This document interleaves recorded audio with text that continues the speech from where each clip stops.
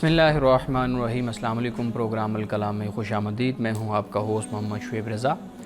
नाज़रीन किराम, प्रोग्राम के पहले हिस्से में हम कुरान करीम की कुछ आयात को समझने की कोशिश करते हैं और दूसरे हिस्से में अपने आहद के नुमाइंदा सियासी, समाजी, मजहबी मौज़ूआत पर पैदा होने वाले सवालात के जवाबात एक नए नुक्ता नज़र से जानने की कोशिश करते हैं। हस्ब साबिक़ हमारे साथ शरीक गुफ्तगू हैं जनाब मोहम्मद अमानत रसूल साहब। अमानत साहब, बहुत शुक्रिया आपके वक्त का। मेरी मुआवनत के लिए मौजूद हैं लबीबा मुंतहा। Thank you so much लबीबा। अमान साहब, हमने गुफ्तगू की थी सूरतुल आराफ, और सूरतुल आराफ की जो आयत नंबर 102 है वहाँ तक हमने चीज़ों को डिस्कस कर लिया था। आज आयत नंबर 3 से स्टार्ट करने अपनी गुफ्तगू का आगाज़ कीजिए। बिस्मिल्लाहिर्रहमानिर्रहीम। नाज़रीन किराम, अब यहाँ से आयत नंबर 103 हज़रत मूसा अलैहिस्सलाम का वाक़या शुरू होता है। बल्कि आप यूँ कह लीजिए कि मुख्तलिफ़ वाक़यात को यहाँ पर बयान किया गया है। एक बात जो मैंने पहले भी बयान की थी, इसे एक मरतबा फिर मैं दोहराता चलूँ, वो ये है कि सूरतुल आराफ में मुख्तलिफ़ अंबिया और रसूल का अल्लाह सुब्हानहू व तआला ने ज़िक्र इस पहलू से किया है कि उनके इनकार करने वाली जो कौम थी मुनकरीन, उनका अंजाम क्या हुआ। तो गोया कि सूरतुल आराफ में अंबिया और रसूल का जो ज़िक्र हो रहा है वो इस हवाले से हो रहा है कि उसमें जो गालिब बात है वो ये है कि आखिरकार इनकार करने वालों का अंजाम क्या हुआ। तो यहाँ पर भी हज़रत मूसा अलैहिस्सलाम के मुख्तलिफ़ वाक़यात का ज़िक्र है और इसका पस मंज़र यही है कि जो हज़रत मूसा अलैहिस्सलाम की नबूवत और रिसालत, अल्लाह की तौहीद का इनकार करने वाले थे, सरकश थे, यानी फ़िरौन, उसके दरबारी और उसके पैरोकार, उनका फिर जो अंजाम हुआ यहाँ पर बयान किया गया है। फरमाया सुम्मा बासना मिन बादिहिम मूसा बिआयातिना इला फ़िरऔना व मलाइही फ़ज़ालमू बिहा फ़ंज़ुर कैफ़ कान आक़िबतुल मुफ़सिदीन। फरमाया कि फिर हमने इनके बाद, यानी इनके बाद से मुराद हज़रत शुएब हो गए, हज़रत लूत हो गए, हज़रत सालेह हो गए, हज़रत हूद हो गए, इनके बाद फिर हमने हज़रत मूसा अलैहिस्सलाम को मबूस किया। और अल्लाह फरमाता है कि बिआयातिना, निशानियों के साथ हमने अपनी निशानियाँ हज़रत मूसा अलैहिस्सलाम को दी और फ़िरऔन की तरफ हमने भेजा, व मलाइही, और उसके जो सरदार हैं, कौम के दरबारी हैं, उनकी तरफ हमने भेजा। फ़ज़ालमू बिहा, तो ये जो फ़िरऔन और उसके जो दरबारी हैं, उसके जो सरदार हैं, उन्होंने जुल्म किया इन आयात के साथ। फ़ंज़ुर कैफ़ कान आक़िबतुल मुफ़सिदीन, तो देख कि क्या अंजाम था मुफ़सिदीन का, फ़साद करने वालों का। वक़ाला मूसा या फ़िरऔन इन्नी रसूलुम मिर रब्बिल आलमीन। हज़रत मूसा अलैहिस्सलाम ने कहा कि ए फ़िरऔन, कि बेशक मैं रसूल हूँ रब की तरफ से, वो रब के जो तमाम जहानों का रब है, पालने वाला है। हक़ीक़ुन अला अल्ला अक़ूला अलल्लाहि इल्लल हक़ क़द जिअतुकुम बिबय्यिनतिम मिर रब्बिकुम फ़अरसिल माइया बनी इसराइल। हज़रत मूसा अलैहिस्सलाम ने फरमाया कि सज़ावार हूँ कि अल्लाह के नाम पर कोई बात हक़ के सिवा ना कहूँ, यानी ये मेरी ज़िम्मेदारी है कि मैं सिर्फ़ और सिर्फ वो बात कहूँ कि जो अल्लाह सुब्हानहू व तआला ने फरमाई है, मुझ पर वही की है, इसके अलावा मैं कोई बात ना कहूँ। मैं तुम्हारे पास, यानी हज़रत मूसा अलैहिस्सलाम ने फ़िरऔन से कहा कि मैं तुम्हारे पास तुम्हारे रब की तरफ से खुली हुई निशानी लेकर आया हूँ। यानी खुली हुई निशानी से मुराद हज़रत मूसा अलैहिस्सलाम को अल्लाह सुब्हानहू व तआला ने मोजज़ात भी अता फ़रमाए थे। और फिर इसके बाद फरमाया कि फ़ारसिल माइया बनी इसराइल, कि मेरे साथ बनी इसराइल को जाने दो, भेज दो। क़ाल इन कुन्त जिअत बिआयतिन फ़ाति बिहा इन कुन्त मिनस सादिकीन। तो फ़िरऔन ने कहा कि अगर तुम कोई निशानी लेकर आए हो तो उसको पेश करो अगर तुम सच्चे हो।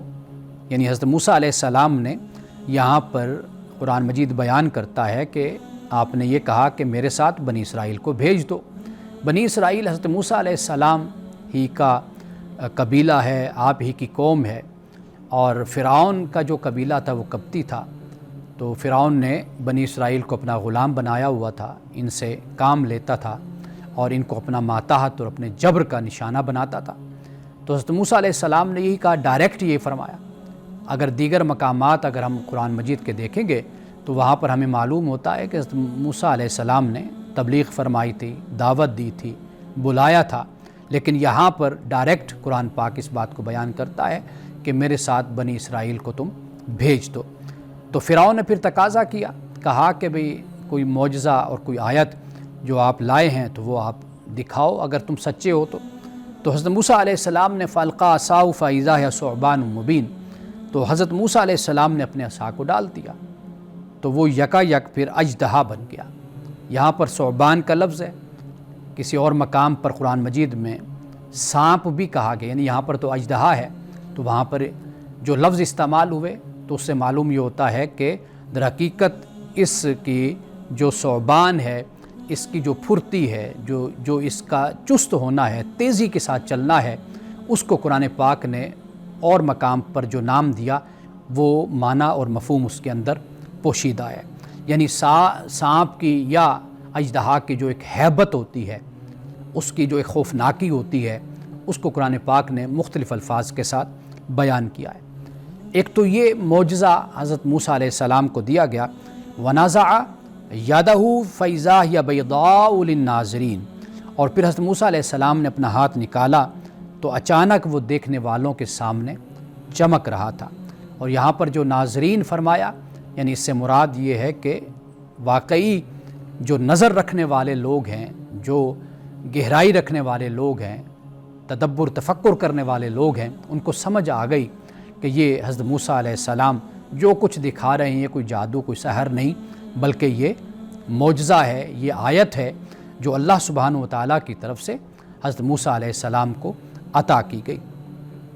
یہاں پر صرف ایک بات میں نقل کرنا چاہتا ہوں، وہ یہ ہے کہ جو اللہ سبحانہ و تعالیٰ پیغمبر کو حصی معجزات عطا فرماتا ہے، معجزات یہ نبوت کے لوازم میں سے نہیں ہے، ہم یہ کہہ سکتے ہیں کہ یہ نبوت کے عوارض میں سے ہے۔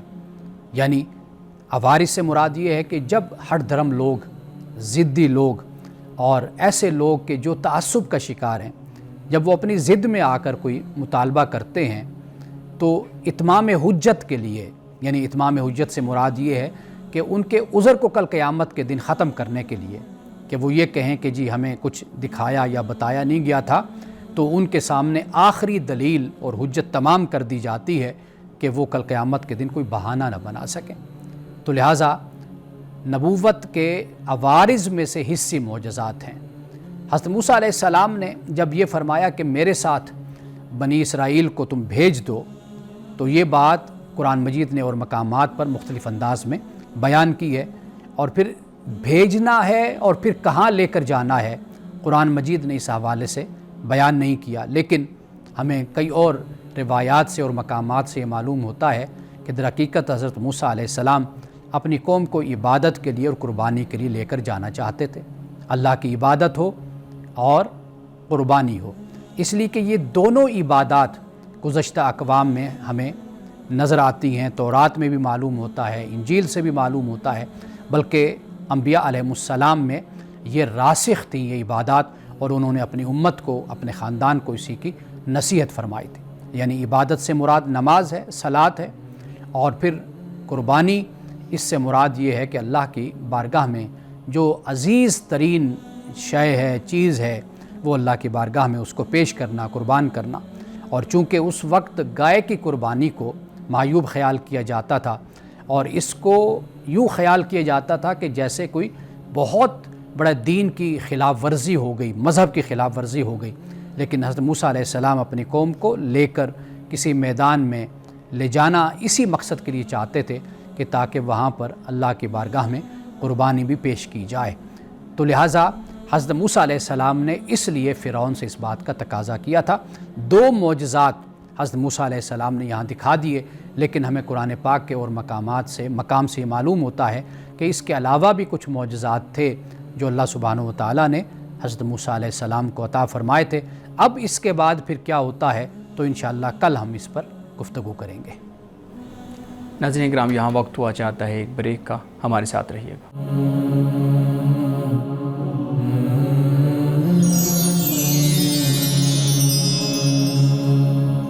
ویلکم بیک ناظرین، امانہ صاحب بہت شکریہ۔ سورۃ الاعراف میں مختلف انبیاء کا ذکر ہوا، جیسے آپ نے ہمارے ناظرین کے لیے اس چیز کو واضح کیا۔ اب موسیٰ علیہ السلام کا ذکر ہو رہا ہے۔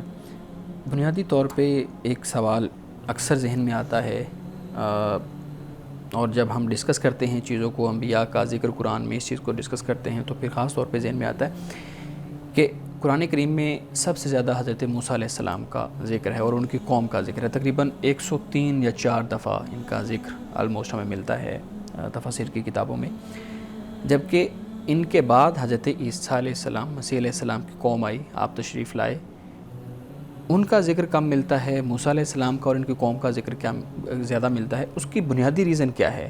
کیا عرب اور یہودیت ان کا کوئی آپس میں لنک تھا، یا موسیٰ علیہ السلام کا ذکر ویسے ہی اس وجہ سے زیادہ ہے کہ ان کی قوم اللہ رب العزت کے بارے میں یہ سوچتی تھی کہ وہ بہت قریب ہے خدا کے، اور وہ خدا کی بڑی پسندیدہ قوم ہے؟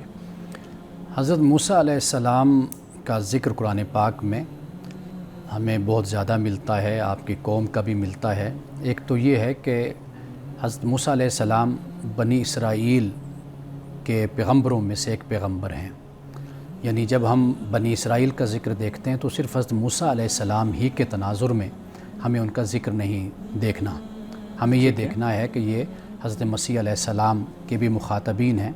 یہ وہی قوم ہے جو حضرت داؤد کی ہے، حضرت سلیمان کی ہے، یہ وہی قوم ہے جو حضرت یوسف کی ہے، اس کے علاوہ حضرت یعقوب کی ہے، یہ وہی قوم ہے کہ جو چل رہی ہے، کیونکہ بنی اسرائیل در حقیقت حضرت یعقوب کی جو اولاد ہے ساری، یہ اسی سے، حضرت یعقوب حضرت اسحاق کے بیٹے ہیں۔ صحیح۔ تو گویا کہ حضرت یعقوب سے جو سلسلہ شروع ہوا اس قوم کا، وہ پھر بنی وہ جا اسرائیل کر حضرت مسیح علیہ السلام تک رکا۔ ایک تو بنی اسرائیل کا ذکر اس حوالے سے، اچھا، مسیح علیہ السلام بھی بنی اسرائیل میں شامل؟ جی، بنی اسرائیل کی طرف آپ کو اللہ تعالیٰ نے مبعوث فرمایا، یعنی قوم یہود کی طرف آپ کو اللہ نے بھیجا۔ ٹھیک ہے۔ اچھا، ایک یہ بات ہو گئی، اس لیے ہمیں بنی اسرائیل کا ذکر ہمیں بہت زیادہ ملتا ہے۔ حضرت موسیٰ علیہ السلام کو اگر ہم پڑھتے ہیں تو آپ دیکھیے کہ ان کے واقعات میں تنوع بہت زیادہ آپ کو ملے گا، یعنی کہ ایک پوری تاریخ ہے جو حضرت موسیٰ علیہ السلام کی قوم کی ملتی ہے، یعنی اس میں واقعات کو اگر ہم دیکھیں گے تو واقعات بھی ہمیں کثرت سے بالکل مختلف تناظر میں اور مختلف پہلوؤں سے ہمیں حضرت موسیٰ علیہ السلام کے حوالے سے ملتے ہیں۔ یعنی اس کو اگر آپ شروع کر لیں حضرت موسیٰ علیہ السلام کی پیدائش سے، فرعون اور پھر آسیہ، اور پھر اس کے بعد آپ کا وہاں پر نوجوان ہونا، پھر وہاں سے چلے جانا، واپس آنا، یہ ساری چیزیں، مدین چلے جانا، تو یہاں پر ہم یہ دیکھتے ہیں کہ تنوع بہت زیادہ ہے۔ ٹھیک ہے۔ اور تیسری بات جو ہے وہ یہ ہے کہ رسول اللہ صلی اللہ علیہ وسلم کی امت کے لیے زیادہ سے زیادہ جو سبق ہے، لیسن ہے، وہ اس قوم میں نظر آتے ہیں، کیونکہ قوم یہود کے بعد، بنی اسرائیل کے بعد جو اللہ سبحانہ و تعالیٰ نے نمائندگی کا حق یا دنیا کی قیادت کا جو منصب دیا، وہ امت محمدیہ کو دیا۔ اب واضح بات ہے کہ معزول کن کو کیا گیا تھا؟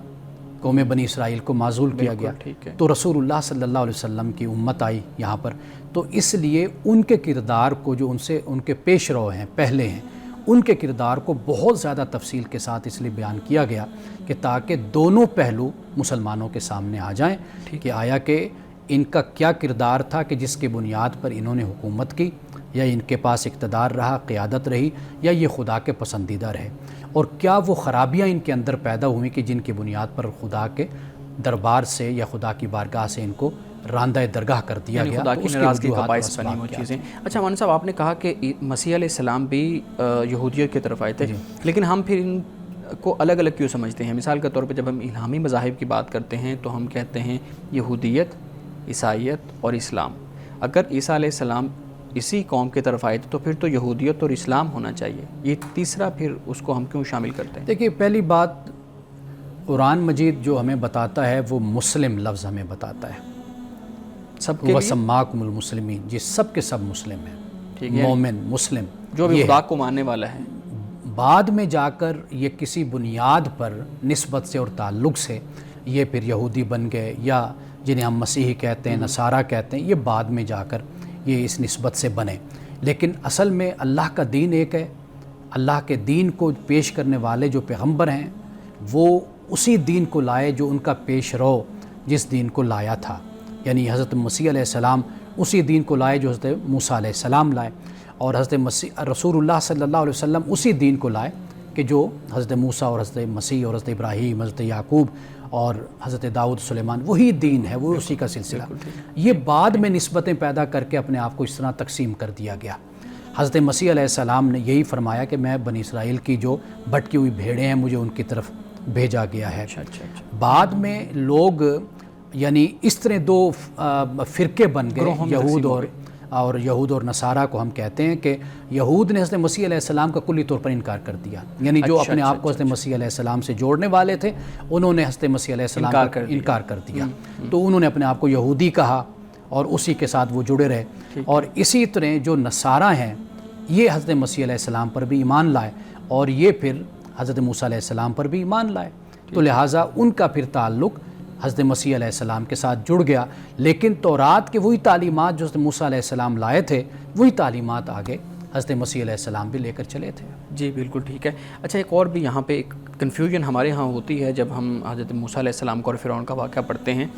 موسیٰ علیہ السلام جس فرعون کے گھر میں پرورش پائی، ہمیں قرآن بتاتا ہے کہ وہ صندوق لے لیا اور پھر اس کے بعد آپ نے ان کے گھر میں پرورش پائی، کیا اب اس سٹیج پہ جس سٹیج پہ سورۃ الاعراف میں قرآن بیان کر رہا ہے کہ موسیٰ علیہ السلام فرعون کے دربار میں اللہ نے ان کو بھیجا نشانیوں کے ساتھ، کیا وہ اسی فرعون کے پاس گئے تھے جس فرعون کے پاس پرورش پائی تھی یا یہ اور بادشاہ تھا؟ قرآن مجید اس پر خاموش ہے اور مستند روایات بھی اس پر خاموش ہیں، کہیں پر بھی ہمیں اس کا ذکر نہیں ملتا، لیکن بعض لوگوں نے ان کو بیان کر دیا ہے اور ہم نے ایک موقع پر اس نقطہ نظر کو واضح کیا تھا کہ ایسی روایات، چاہے وہ اسرائیلی روایات ہوں یا کوئی بھی ایسی روایات جو ہمیں ملتی ہیں، اگر ان میں کوئی دین کے خلاف کوئی بات نہیں ہے، یعنی دین کی جو ایک روایت ہے اس کے خلاف نہیں ہے، تو اس پر خاموشی اختیار کر لینا بہتر ہے، نہ ہم اس کو اقرار کی طرف جائیں نہ ہم اس کے انکار کی طرف جائیں۔ اور یہی معاملہ اس روایت کا بھی ہو جاتا ہے کہ بعض کتابوں میں اس بات کو بیان کیا گیا ہے کہ یہ دو علیحدہ ہیں۔ ایک تو رامسیس کہا جاتا ہے کہ جس کے محل میں حضرت موسیٰ علیہ السلام نے پرورش پائی تھی، اس کے بعد اس کا بیٹا تھا کہ جس کا مقابلہ حضرت موسیٰ علیہ السلام سے ہوا تھا۔ تو یہ روایات میں آتا ہے، قرآن اس پر مکمل طور پر خاموش ہے اور مستند روایات میں بھی ہمیں کوئی ایسا ذکر نہیں ملتا۔ جی لبیب سر، جیسے آپ نے بتایا کہ اس وقت گائے کو قربان کرنا ایک بہت غلط چیز یا بہت نامعیوب چیز سمجھی جاتی تھی، تو جیسے گائے کی پوجا ہندوازم میں ہوتی ہے تو کیا یہ وہیں سے شروع ہوئی تھی؟ اس کی تاریخ سے تو ہمیں واقفیت نہیں ہے، لیکن جو یہاں پر جو ہم نے آج بات کی ہے اس میں یہ پہلو بیان کیا گیا ہے کہ اس قوم میں ایک خاص جانور، اس کی پوجا، اس کی پرستش، جیسے بچھڑا تھا اس کو معبود بنا لیا گیا تھا، اسی طرح گائے کے ساتھ بھی یہی معاملہ تھا۔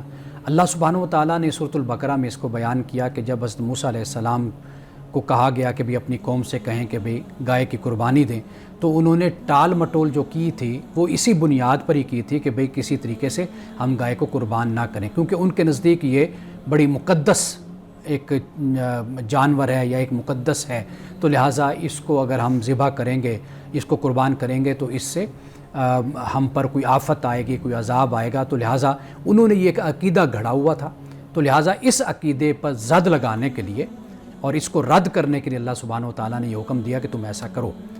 جب انہوں نے ایسا کیا تو کوئی بھی عذاب نہیں اترا، کچھ بھی نہیں اترا، یعنی کہ یہ مقصد تھا کہ ان کے عقیدے کی اصلاح کر دی جائے۔ حضرت موسیٰ علیہ السلام جو لے کر اپنی قوم کو چاہتے تھے میدان میں لے کر جانا، وہ اسی مقصد کے لیے چاہتے تھے کہ اگر یہاں پر قربانی کریں گے تو فتنہ و فساد پھیلے گا، تو لہٰذا اپنی قوم کو اللہ کی حقیقی دین کی طرف متوجہ کرنے کے لیے وہ اپنی قوم کو لے کر کسی کھلے میدان میں جانا چاہتے تھے۔ صحیح۔ لیکن سر جیسے کہا جاتا ہے کہ انسان کو جس جانور سے جس چیز سے ڈر لگتا تھا وہ اس کی پوجا شروع کر دیتا تھا، تو گائے تو ایسا نہ ڈر والا نہ خوف والا کوئی ایسا جانور نہیں ہے کہ اس میں ایسا کوئی پہلو نظر آئے؟ دیکھیے، ضروری نہیں ہے کہ ایک ہی پہلو کوئی ہو کہ جس کی بنیاد پر ہم یہ کہہ سکیں، یہ ایک رخ ہے، یہ ایک نقطہ نظر جو آپ بیان کر رہے ہیں، یعنی ایک پہلو ہے کہ ڈر کر انسان نے جیسے پہاڑوں کو دیکھا تو ہیبت میں آ گیا اور پوجا کرنا شروع کر دی۔ یہ ایک دوسرا پہلو ہے کہ جیسے اب بچھڑے سے آواز آئی اس سے مرعوب ہو کر اس کو اپنا معبود بنا لیا، تو یہ دوسرا پہلو ہو جاتا ہے، یعنی ایک الگ سی چیز انہوں نے محسوس کی تو اس کی بنیاد پہ۔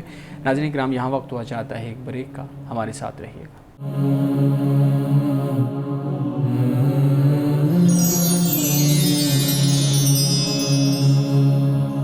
वेलकम बैक नाजरीन। अमान साहब, हम बात कर रहे थे सूरतुल आराफ आयत नंबर 103। अच्छा, इसमें दो चीज़ें बयान हुई हैं, मैं चाहूँगा कि उस पर आप ज़रूर बात कीजिएगा। एक तो फ़ज़लमू बिहा, ये फ़ज़लमू ये लफ्ज़ आया है जुल्म, और फिर आगे फ़साद का ज़िक्र भी आया है। मैं ये पूछना चाहता हूँ कि कुरान जो इनकारे जो खुदा है उसको फ़साद से ताबीर कर रहा है, जुल्म से ताबीर कर रहा है। हालांकि जुल्म तो इस्तेहसाल होता है, जुल्म तो किसी के साथ बदसलूकी होती है, ज़्यादती होती है। इनकार खुदा कैसे जुल्म हो गया? देखिए, जुल्म का मतलब आप देख लेना, जुल्म, अदल, एहसान, कुरान मजीद ने ये तीनों अल्फाज इस्तेमाल किए हैं। जुल्म से मुराद ये होता है कि आप किसी का हक़ उसको नहीं देते, ये जुल्म होता है। यानी कि किसी को मिसाल के तौर पर किसी का हक़ बनता है कि आप उसको 100 रुपये आपने देना है, तो आप उसको 100 रुपया नहीं देते, तो ये आप जुल्म उसके साथ करते हैं। यानी किसी की हक़ तलफ़ी करना, किसी को नुकसान देना। अब यहाँ पर जब कुरान मजीद जुल्म का लफ्ज़ इस्तेमाल करता है, इसका बैकग्राउंड, इसका पस मंज़र दर हकीकत ये है कि अल्लाह सुब्हानहू व तआला का जो हक़ है वो इंसान अल्लाह को नहीं देता। यानी अच्छा। अल्लाह का क्या हक़ है? यानी वो हमारा खालिक है, वो मालिक है, उसने हमें पाबंद किया है कि हम उसी की इबादत करें, हम किसी और की इबादत ना करें। तो जब हम शिरक करते हैं, उसके साथ किसी को शरीक ठहराते हैं, तो लिहाजा ये जुल्म में शामिल हो जाता है। इसी तरह अल्लाह ने आयात को उतारा, मोजज़ात को उतारा, अल्लाह ने इंसान को अक़ल दी, इंसान को शऊर दिया, इंसान को इरादा दिया, तो इंसान इसका सही इस्तेमाल नहीं कर रहा, तो लिहाजा ये जुल्म में इसको शुमार किया जाएगा। एक बड़ी डिबेट है खुदा को ना मानने वाली, कहते हैं कि खुदा का वजूद ही नहीं है, खुदा का वजूद साबित ही नहीं है। अब वो लोग अगर इस बात पे सवाल उठाते हैं कि ये जुल्म कैसे हो गया, भाई हम तो, हमारी तो अकल में वो चीज़ आ नहीं रही कि जिसको आप कह रहे हैं कि खुदा है और उसकी मौजूदगी है, तो फिर वो तो इस चीज़ पे सवाल उठाएंगे ना कि ये जुल्म कैसे हो गया। ये जो बात आप कर रही हैं तो उसके लिए है जो मानता है खुदा को, जो उसके वजूद का कायल है। जो उसके वजूद का कायल नहीं है उसके लिए जवाब कैसे सही है? देखिए, वो अपनी अकल की बुनियाद पर बहुत सी चीज़ों को मानता है जो उसके हिता इदराक में नहीं आती, या वो उसके हिस्सी जो अलामात हैं, सूरतें, उनमें नहीं आती, लेकिन वो उनको मानता है। बहुत कुछ है जो कुछ हमारे तजुर्बे से भी साबित होता है, हमारी अक्ल से साबित होता है, हमारे मुशाहिदे से साबित होता है। ज़रूरी तो नहीं होता कि हर चीज़ को हम अपने इस हिस्सी इदराक की बुनियाद पर हर चीज़ को हम तस्लीम करें, या छू कर देखें तो फिर हम उसको तस्लीम करें। बहुत कुछ ऐसा है जो हमारे इल्म में है, हमारी अकल में है, बहुत कुछ ऐसा है जो हमारे तजुर्बे में, हमारे मुशाहिदे में। रब ताला जो दलाइल बयान करता है कुरान मजीद में, अगर हम उसका मुतालिया करें, उसको देखें, तो उस बुनियाद पर रब्बे ज़ुल जलाल की ज़ात मौजूद है, वो हम उसको मानते हैं। अच्छा, फिर इस पर यह भी एक सवाल पैदा होता है इसी आयत से, फ़ंज़ुर कैफ़ कान आक़िबतुल मुफ़सिदीन। जब हम फ़साद का जिक्र करते हैं, वो कहते हैं जी अगर कुरान इनकार कुफ्र को, यानी इनकार खुदा को या कुफ्र को फ़साद से ताबीर करता है, और वो कहता है कि ये फ़साद की वजह से माशरे ख़राब होते हैं, फ़साद की वजह से पुरअमन चीज़ें नहीं रहती, तो हम देखते हैं कि वो पूरे माशरे, वो पूरे अक़वाम, वो पूरे मुल्क जो इनकार खुदा के ऊपर कायम हैं, उनकी बाकायदा तौर पे बरमला ये कहा जाता है कि ये सारे मुल्हिद हैं और खुदा को नहीं मानते। वहाँ पे पुरअमन मामलात हैं, वहाँ पे इंसाफ भी है, वहाँ पे कोई फ़साद नहीं है, वहाँ पे इस तरह की लड़ाई झगड़े नहीं हैं। जहाँ जो खुदा को मानते हैं वहाँ पर ये चीज़ें हैं। तो ये तो कुरान और की ये आयत मुतसादिम हो गई इस चीज़ से। असल मसला ये है कि खुदा को मानना और खुदा की मानना, इसमें ज़मीन आसमान खुदा का को मानना और खुदा की मानना। ठीक, तो खुदा को मानना काफ़ी नहीं है, वो तो सब मानते हैं, सब मानते भी थे, पहले भी मानते थे, लेकिन उसके बावजूद उन पर अजाब भी उतरा और वो आफात का शिकार भी हुए। तो खुदा को मानना काफ़ी नहीं है ना, खुदा की भी माननी है ना। आप जब अपने माशरे की बात करते हैं तो ऐसे लगता है कि ये बहुत आइडियल माशरा है, आइडियल सोसाइटी है, यहाँ पर कोई भी खुदा के हुक्म के ख़िलाफ़ कोई काम नहीं हो रहा, कोई खिलाफ वर्जी नहीं हो रही। तो लिहाजा इस इताअत व फर्माबरदारी के बावजूद जो हमने अल्लाह की है, रसूलुल्लाह की है फर्माबरदारी, हमने अल्लाह के अहकाम को, कुरान की किताब अल्लाह की जो है उसको हमने माना है, उस पर अमल कर रहे हैं, इसके बावजूद हमारी ज़िंदगी में मुश्किलात हैं, ये इसके बावजूद हम तरक्की नहीं कर पा रहे। आप तो इस अंदाज़ से आइडियलाइज़ करते हैं ना अपनी सोसाइटी को, तो लिहाजा इस पर आप गौर करें ना कि हम अगर ख़ुद को मुसलमान कहते हैं, क्या वाकई हम अल्लाह ताला की किताब पर अमल कर रहे हैं या नहीं कर रहे। एक बात دوسری بات یہ کہ آپ جن معاشروں کو آئیڈیلائز کرتے ہیں یا آپ کہتے ہیں وہاں پر یہ ہے آپ ذرا ان کے حالات کو آپ دیکھ لیجئے. آپ وہاں پر کیا کچھ ایسی بے چینی اور اضطراب ہے کہ جو وہاں کے سوشلی مسائل ہیں, وہاں پہ پولیٹیکلی مسائل ہیں, وہاں پر انفرادی زندگی کے مسائل ہیں. آپ خودکشی کو وہاں پر دیکھ لیجئے, پورنوگرافی کو جس سوسائٹی نے پوری ایک انڈسٹری قرار دے دیا ہو, وہاں پر سکول اور کالج اور یونیورسٹی کی شوٹنگز کو, وہاں پر وہاں کے جو مسائل ہیں ان کو دیکھ لیجئے. وہاں پر دیگر ایسے بہت سے مسائل ہیں کہ جہاں پر نوجوانوں میں اضطراب ہے, بے چینی ہے, عورتوں میں ہے, بوڑھوں میں, بزرگوں میں ہے. یعنی آپ ایک چیز کو یہاں بیٹھ کر آئیڈلائز کر کے اس کو بیان کر دیتے ہیں. معاملہ صرف یہ نہیں ہوتا کہ ایک چیز آپ نے دیکھی کہ وہاں پر خوشحالی ہے, 2 پیسے زیادہ ہیں لوگوں کے پاس, معاشی استحکام ہے, سیاسی استحکام ہے, تو لہٰذا وہاں پر مسائل ختم ہو گئے ہیں. تو آپ تھوڑا سا ڈیپلی جب ان معاشروں کا مطالعہ کریں گے تو آپ کو وہاں پر نظر آئے گا. یعنی مثال کے طور پر آپ وہاں پر اسی ہم جنس پرستی کو آپ دیکھ لیجئے کہ باقاعدہ طور پر اس کو لیگلائز کرنا اور باقاعدہ طور پر وہاں پر گروہ اور لوگ اس طرح کے پیدا ہونا کہ جو اس کو رواج دیتے ہیں, اس کو عام کرتے ہیں. یہ کیا کچھ ہے کہ جو فطرت کے خلاف ہو رہا ہے, اخلاقیات کے خلاف ہو رہا ہے. آپ کے نزدیک یہ مسئلہ ہی نہیں ہے؟ چلیں ہم ایگری کر لیتے ہیں کہ یہ سارے بہت بڑے بڑے مسائل ہیں, معاشرتی بگاڑ ہے, وہاں پہ بد اخلاقی ہے, یہ ساری چیزیں ہیں. لیکن ہمارے ہاں جو برین ڈرین کا معاملہ ہے, ہر سال وہ لوگ جو ان ساری چیزوں کو پڑھتے ہیں, شعوری طور پہ فیصلہ کرتے ہیں کہ ہم نے اس ملک کو, اس معاشرے کو چھوڑ کے کسی دوسرے معاشرے میں سیٹل ہو جانا ہے, ان کی تعداد دن بہ دن بڑھ رہی ہے. اگر یہ ساری چیزیں ہیں تو پھر یہ ہمارا رویہ اس طرح کا کیوں نہیں ہے؟ ہم تو اپنے آپ کو مسلمان کہتے ہیں, ہمارے سامنے وہ چیزیں ہیں, پھر اس کے باوجود نکل رہے ہیں یہاں سے. ایون مذہبی لوگ بھی نکل رہے ہیں. آپ پاکستان کی بات کر رہے ہیں, یہاں پر برین ڈرین کا معاملہ ہے. آپ اسلامی دنیا میں چلے جائیں, مجھے آپ بتائیے کہاں برین ڈرین ہے. آپ سعودیہ میں چلے جائیے, آپ دبئی میں چلے جائیے. دبئی میں لوگ یورپ سے آتے ہیں, وہاں پر امریکہ سے آتے ہیں. آپ اس کے علاوہ ترکی چلے جائیے, آپ ملائیشیا چلے جائیے, تو آپ اپنی سوسائٹی میں جہاں پر آپ نے بچپن گزارا, لڑکپن گزارا, آپ اسی کو بنیاد بنا کر اتنے سوال آپ بڑے کھڑے کر رہے ہیں. تو میرا خیال ہے کہ آپ خود اس کا جائزہ لیں کہ آپ کس سوسائٹی کی بات کر رہے ہیں اور اس بنیاد پر آپ ساری عمارت کھڑی کرتے ہیں. تو میرا خیال ہے کہ اس کا کوئی وجود نہیں ہے جو باتیں آپ بیان کر رہے ہیں. تو جو باتیں آپ نے بیان کی ہیں وہ ساری تو ہمارے ہاں بھی ہیں, وہ چلے اس شکل میں نہیں ہیں, قانونی طور پہ نہیں ہیں, لیکن ویسے تو ہمارے ہم یہ ساری چیزیں موجود ہیں. میں پہلے آغاز میں یہ بات کہہ چکا ہوں کہ ہم خدا کو مانتے ہیں, خدا کی نہیں مانتے. جب ہم خدا کی مانیں گے, اللہ کے احکام کو انفرادی زندگی میں اور اجتماعی زندگی میں جب ہم نافذ کریں گے, تو آپ دیکھیں گے کہ اس کے جو ثمرات اور فوائد مسلمانوں کو اور امت کو ملیں گے وہ کہیں زیادہ ہوں گے. ناظرین کرام, گفتگو ابھی جاری ہے, یہاں وقت ہوا چاہتا ہے ایک بریک کا, ہمارے ساتھ رہیے گا.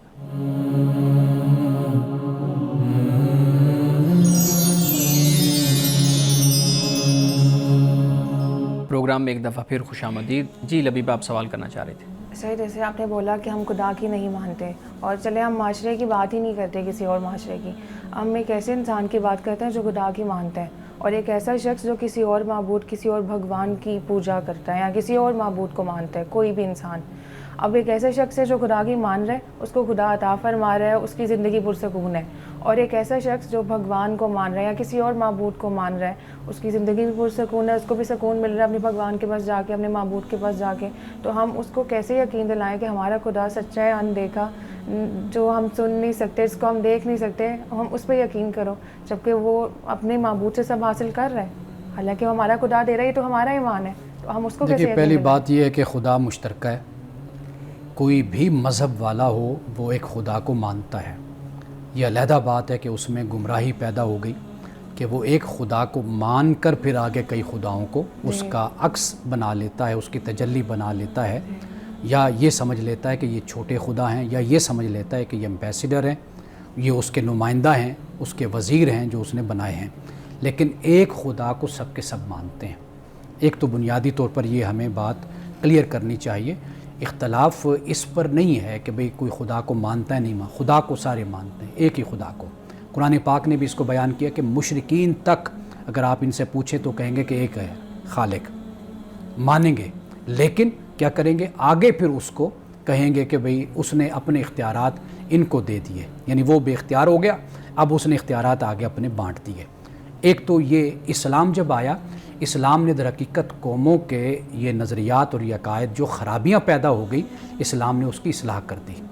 قرآن مجید نے توحید کو تفصیل کے ساتھ بیان کیا, اسی لیے بیان کیا کہ تاکہ یہ عقیدہ واضح کر دیا جائے کہ خدا ایک ہے، ہر صورت میں اس کو صفات کے ساتھ اور اس کی ذات کے ساتھ اس کو ایک ہی ماننا ہے. سر ایک آپ اس نہیں کے مانتے، نہیں مانتے. ایک نہیں مانتے، وہ خدا کی نعمتوں کو میں تقسیم وہی کر عرض دیتے کر رہا ہوں ہیں کہ کہ یہ ایک کو وہ بنیادی طور پر مانتے ہیں.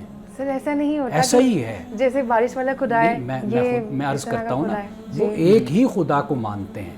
صحیح. آگے پھر وہ اس کے اختیارات کو تقسیم کرتے ہیں. وہ اختیارات تقسیم کر آپ دیتے دیکھ ہیں. لیجئے ایک بھگوان ہے، جی. ٹھیک ہے، اس کے بعد پھر آپ دیکھ لیجئے کہ دولت کا خدا اور ہو جائے گا، بارش والا اور الگ ہو جائے اولاد گا. کا خدا اور ہو جائے گا، بارش کا خدا اور ہو جائے گا، کسی سے کچھ مانگیں گے، کسی سے کچھ مانگیں. وہ ایک علیحدہ بات پھر ہے، لیکن مانتے وہ ایک ہی خدا کو ہیں. صحیح. آپ ان سے پوچھئے. اچھا پھر اس سے آگے آپ چلیے، جہاں تک سکون اور اطمینان کی آپ نے بات کی ہے، دیکھیے ہمیں در حقیقت جو سچ اور حق ہے ہمیں اس کو دریافت کرنا ہے، ڈسکور کرنا ہے، اور اسی کے ساتھ ہی اپنے سکون کو، اپنے اطمینان کو ہم نے جوڑنا ہے. لوگ نشہ کرتے ہیں، ان کو نشے میں بڑا سکون ملتا ہے، تو پھر کیا نشے کو ہم جائز قرار دے دیں گے؟ کسی کو افیون میں سکون ملتا ہے، تو کیا ہم افیون کو کہیں گے کہ یہ جائز ہو گیا؟ کسی کو شراب بھی ملتا ہے، ٹھیک ہے. غلط کرنے کے لیے خدا کی کتاب ہمارے پاس میزان موجود ہے. اللہ نے یہ کتاب اتاری ہے، اپنے پیغمبروں کو بھیجا ہے. جو وہ تعلیم دیتے ہیں انہوں نے بالکل سچ کو اور جھوٹ کو بالکل واضح طور پہ بیان کر دیا. اگر بحیثیت مسلمان ہم خدا کی کتاب سے اپنے تعلق کو نہیں جوڑتے، یہ علیحدہ بات ہے کہ پھر ہم کنفیوزڈ رہتے ہیں اپنی جگہ پر.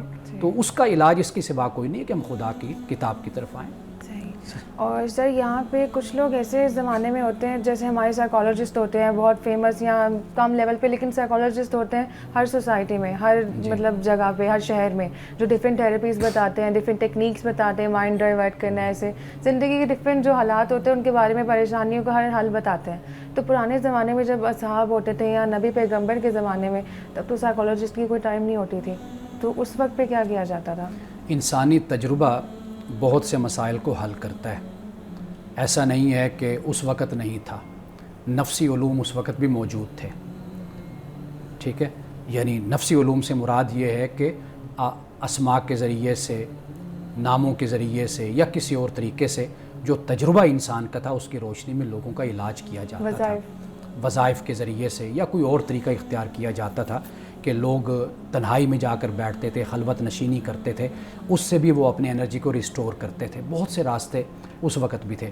انسان کا جب مسئلہ تھا، اس مسئلے کے حل کے لیے انسان نے کوئی نہ کوئی راستہ ضرور تلاش کیا ہے. یہ علیحدہ بات ہے کہ آج کے زمانے میں ہم یہ کہہ سکتے ہیں کہ آج کے دور میں یہ علوم ایڈوانس ہو گئے، ماڈرن ہو گئے، ان پر بڑی تحقیق، بڑی ریسرچ ہو گئی کہ انسان نے وقت کے ساتھ ساتھ اپنے آپ کو اپڈیٹ کیا ہے.